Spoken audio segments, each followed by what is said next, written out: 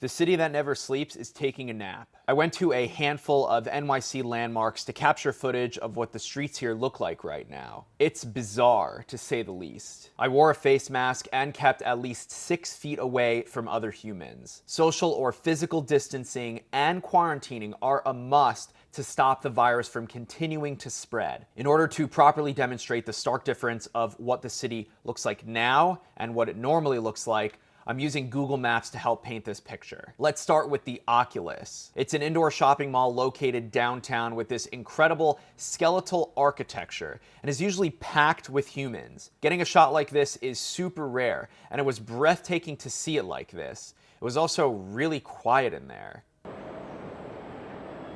Next, I went to Soho, which I'm sure you've heard of. It's usually packed with tourists shopping or just walking around, but now it's empty.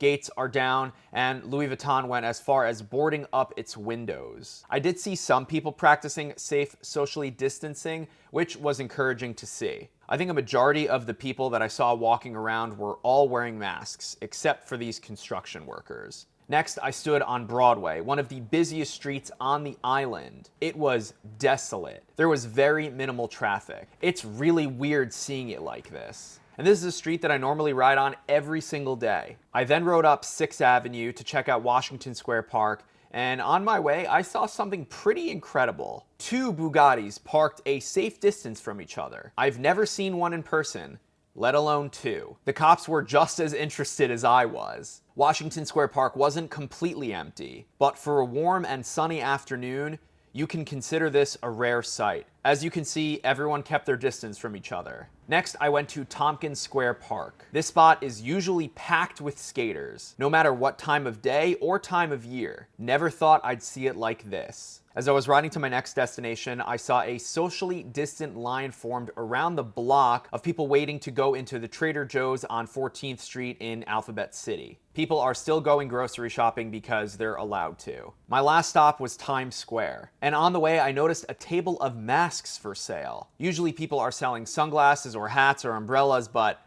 not this time. As you may have guessed, Times Square was a ghost town. Normally, around 340,000 pedestrians pass through Times Square on a daily basis. It draws 50 million visitors a year, the most out of any US attraction. Now, as you can see, there was basically no one here. A few stragglers here and there, but normally this is the epicenter of the universe. The only times I've seen Times Square this empty were in the movies Vanilla Sky and I Am Legend, both really good movies if you haven't seen them. Great movies to check out while you're hanging out at home. I stood in the sort of center of Times Square and pointed the camera in all sorts of directions, and you could very quickly see how eerie this place looks without people.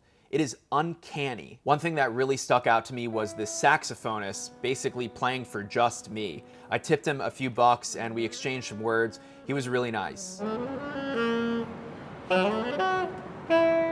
I think for most people outside of New York or the US, Times Square is the best visual representation of just how empty it is here in Manhattan right now. What's not empty though are the hospitals. At the time I'm recording this video, just for historical purposes, the US has 158,290 confirmed cases, and 66,497 of them are in New York State. The New York Times did a really eye-opening piece. It's like kind of a vlog from inside of a hospital. It's really scary, and I linked it below so you can understand the severity of the situation. It's gotten so bad here that they've resorted to using refrigerated trucks as makeshift morgues because the morgues have reached capacity for bodies. A hospital ship called the USNS Comfort arrived in Manhattan today. It's being used to offload some of the overflow of patients in hospitals. Makeshift hospital tents are being put up in Central Park. The Javits Center, a huge convention hall here in Manhattan, is being used as a makeshift hospital as well. I implore you to continue staying inside. Practice social distancing. Wash your hands for 20 seconds with soap. And if you do need to go outside for exercise, for groceries, to take the dog for a walk, do not touch anything.